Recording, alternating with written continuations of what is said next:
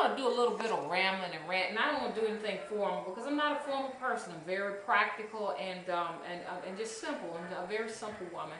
A lot of things, you know, that are happening now, you know, that are paranormal, they have names for them, you know, and in my lifetime, you know, I didn't know of any names, being raised down south, where here down south it's all about getting a job and at the post office and making a good salary and being obedient to the Lord, to Jesus Christ and to God. The only reason I say that is that's the environment that I was raised in. That's the environment that I'm in. I'm in the Bible Belt. I just had a neighbor the other day. I took her 5 tomatoes and she told me, "Vanita, you need to get back in the church, child." 75-year-old woman. Could I argue with her? No, she's older than I am. What could I say? You know, the thing I could say to this, to her about what she says, "Oh my God, I have the church. Oh my goddess, I have the church in my home. And I worship all the time. I worship every day. You know, whereas, you know, they're doing it on Sundays. I'm doing it Monday through Sunday. Every now and then I have to go to my altar and take a break and just give thanks and give worship." And I said, they sort of worship like something different than I worship. They worship this man, you know, but I'm busy worshiping what I think is keeping me alive, and that's the mother, the earth, the trees, the stars, the moon. All of that is important to me. Yes, I do. I worship it all. Yes. I worship it all. You have a problem with me and I get angry, but I was like that from a child. So that's why I got all the beatings and the whippings and all of the ear pulling and the hitting on my, because I was just so honest about what was going on. And you know, you can't do that down south, whereas you could do that up north, and they would say, "Well, she got great insight. She's enlightened." Here, I'm ignorant. I'm a fool. But anyway, I said all of that to say this right here, because I'm going to be rambling back and forth. I really want to get into the book of voodoo, charms, and rituals to empower your life. Hang on a minute. I want to make sure the camera's on. Okay, and it is on. Just want to make sure, because you have to really push that button a couple of times to make sure it's on. But I kind of want to go into the history of voodoo, and I'm going to do a little skipping and back and forth. First of all, it says that voodoo has a pantheon of spirits called Iowa. Now, if I'm pronouncing that wrong, y'all, please correct me. Whose power can be invoked in a variety of ways. The various spirits reign over different areas of life, from love to wealth, from health to family. Each spirit has its own identity, symbols, ritualistic objects, songs, dances, and we all know that. For centuries, voodoo has been the victim of fear, superstition, and ignorance, the very crimes of which voodoo itself has been accused. This book is a matter of fact and engaging introduction to this much maligned religion, providing a guide to the spirits and their symbols and describing some of the intricate ceremonies, charms, and rituals that make up the practice of voodoo. Okay, which is a genuine religion, unlike Hollywood, to have it as something to be feared, something to be made fun of and everything. We know that this is an authentic religion, and the religion is older than Hollywood itself. It originated, to kind of like skip along some of this, it originated from Benin, Africa, excuse me, and it came across the waters and concentrated a little bit in Haiti and came to America, and still pretty much celebrated in New Orleans right now. And some other places. Another extension to voodoo, which I won't even say extension because they're different, but they're similar. So the Santerians are similar to the voodoo. I think both of them borrow from each other, and they are an extension of each other in some ways.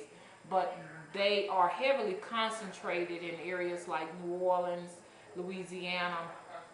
It's a little bit going on in Georgia. I've found nothing in Alabama, but I think far south of Mobile, Alabama, maybe, because there are a lot of Creoles. People don't know that Creoles are not only in New Orleans, they concentrate around the water edge, around the ocean. So you can go all the way from New Orleans all the way to Pequim, Mississippi.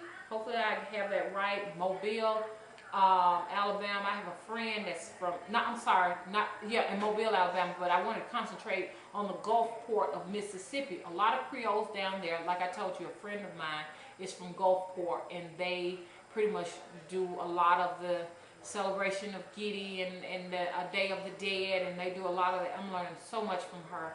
But she's a very open-minded person, and I'm so thankful that God sent her to me, because I'm raised around a lot of people who fear these type of things, and they feel like having drums in my house and dolls in my home is an idolatry and a blasphemy of God. And I just really thank God for her, you know, because when I go in her house, she has some of the most beautiful African mad statues and dolls all over her house, and she introduced me to the Mardi Gras, and we'll talk about the Mardi Gras soon, which I've always knew about it, but I never got a chance to really experience a Mardi Gras until I met her. And then when I went, I was like, oh my God, because it's a deeper meaning to all of that. We're having fun, but you know, I'm so grateful that at this point in my life, I am searching for something new. Anyway, I want to know the deeper meanings of why people do the things they do, the celebration. And anyway, with all of that said, I may have eaten up too much time, but anyway, Benin, Africa, Haiti, and it's a religion celebrated by so many cultures all around the world, because it's a beautiful religion. But unlike well, I won't even use that term. A lot of people say, oh, it's this is that, it's evil, it's this, but we got to realize this right here. Yeah, there may be some evil practices going on in voodoo, but you got to remember there are evil practices in Catholicism and Christianity and all religions. You're going to always have someone, even in witchcraft itself, you're going to always have someone that's going to take and use something that's meant for good for evil. So we need to be aware of that. Okay, and the book goes on to talk about Haiti and the enslavement of the Haitians and stuff like that, and the fact that they won their revolution because the French came in and they wanted to try to, y'all forgive me if I'm wrong, y'all straighten me out, but anyway, I won't be giving no misinformation out, but they were conquered. They tried to conquer them, and they fought for their independence, and they won. So I'm thinking it was the French and the Spaniards, and a lot of them went to New Orleans, the Haitians and stuff, the French, the Spaniards, and they took their stuff to New Orleans. They don't talk about the Port Mississippi and the lower parts of Alabama, Mobile, but the Creoles are all down there. Even in Savannah, Georgia, the Creoles are all around the water. So that's where they get that strong island type dialect from, to give you an idea of that, New Orleans, because I'm there and I have friends from New Orleans, so my daughter, she can do it real well, so the dialect there, maybe, yeah, we came over the water. Yeah, take that back and get that out of my way, you know. No, I don't want it like that. No, I want it more like this, sort of a, you know, a Caribbean island type, you know, flavor to that dialect. And those are the people in New Orleans. Georgia, right next to Alabama, the same. Mississippi, similar, and even Tennessee, we're similar. But it gets kind of different as you go out towards Louisiana. Every time you get closer to the water, then you kind of like hear a little bit different of accent. Now, I wasted my time on all of that time as far as trying to get this out of the way. So hang on a second, let me see what's going on.